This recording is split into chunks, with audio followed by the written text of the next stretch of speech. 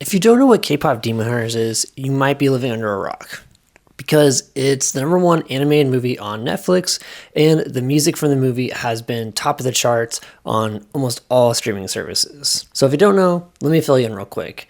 This movie is about a K-pop band that fights demons and discovers that their lead singer is part demon. And they have to figure out, are they going to accept her? Are they going to reject her? And they also have to fight a boy K-pop demon band that is trying to steal everyone's souls that they're trying to protect. It's a pretty good movie about acceptance and having trust in your friends. And the music from Twice in the movie is also top tier. So it's a no-brainer that this music has been topping the charts, not only in animation, but on all streaming services with hits like Golden and Free. And Sony and Netflix are taking note of this because they have decided, let's make a cinematic universe around K-pop Demon Hunters. According to an article from The Wrap, they're already planning 2 more sequels, a short film in between some of the sequels, a live action adaptation, and maybe even a Broadway musical. Now, I think some of that is a little bit too much. I think we're really far away from a live action adaptation, and Broadway musical is okay, I guess, but what I'm really interested in is the sequels. I saw this image on Threads of a projected sequel timeline, and I want to take a look at it and discuss what I think would be a really cool idea for some of the sequels and what they should do next. So let's take a look at it. First up on this projected sequel list is Werewolf Rock and Roll Hunters. And I think this is a really good title and also a really good concept, because when I think of werewolves, I mostly think of like the UK and Europe, and that's kind of like the birthplace of rock and roll, at least when I think of bands like Led Zeppelin and Rolling Stones and Black Sabbath. So I think it'd be really cool to have it placed there and maybe do like a throwback.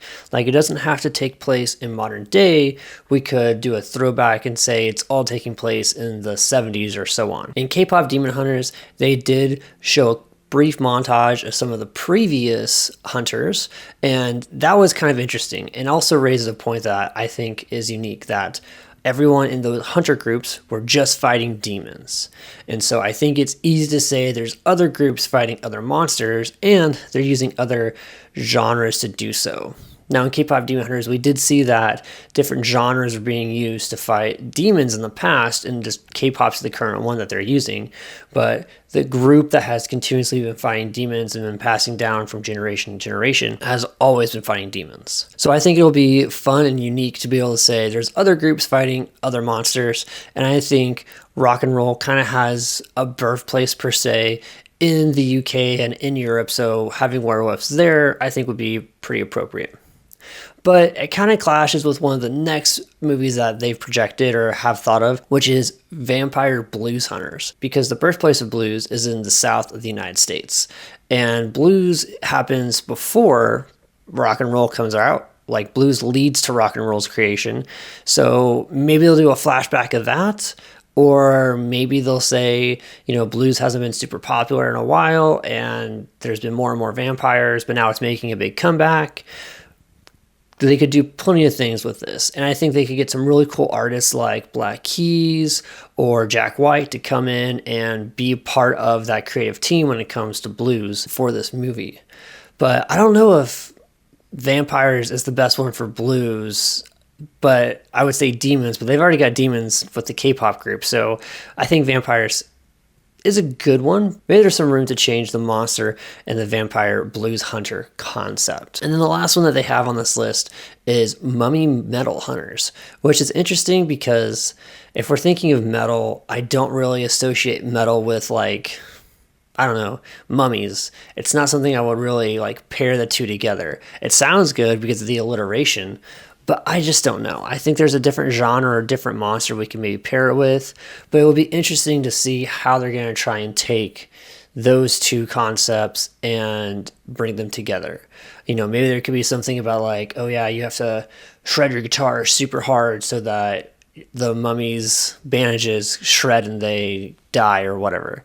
That would be interesting take, but I'm not sure how well that's going to do. And these are just 3 genres, because there's plenty of other genres we could explore. We could explore maybe hip hop ghost hunters or something with electronic music, but this is a really cool way of blending a monster universe with the music universe. And it's a unique way to be able to highlight where these genres came from, where they got popular, but some other aspect of monster mythology lore and combine those two together. So, apart from the ideas that we've already listed here, I think it'd be cool to explore something with hip hop and electronic music and something else. But I don't know. There's plenty of opportunities to find this, and I think Sony and Netflix are definitely invested in this. It took them 7 years to make K-pop Demon Hunters, but now that they've made the first one, hopefully it won't take as long to make some of these sequels, since they have an animation team, they kind of have the style, but I'm totally open to them changing the animation style a little bit for some of these other movies. And they have the ability to kind of say, well, we know what worked and we know probably what didn't work from those 7 years. So they can probably dive into a sequel and finish one hopefully sooner than 7 years, maybe 3 to 4. I don't know. It just depends on how much money Netflix is willing to put behind it and making sure that the creative minds are going to be creating something that's really good and not just money and numbers focused, which is probably what Netflix and Sony wants right now. So hopefully those creative minds can stay protected and be able to create great work and great art, so everyone enjoys it and it achieves Netflix and Sony's goals in the end. But what do you think? Do you think this is a good opportunity for Netflix and Sony to highlight other genres, the origins of them, and also this monster mythological lore? Let me know your thoughts in the comments below, and what would you like to see in a K-pop Demon Hunter sequel? If it's a new group, if it's a different group, if it's the same group, if it's new genres, and let me know. And until next time, peace.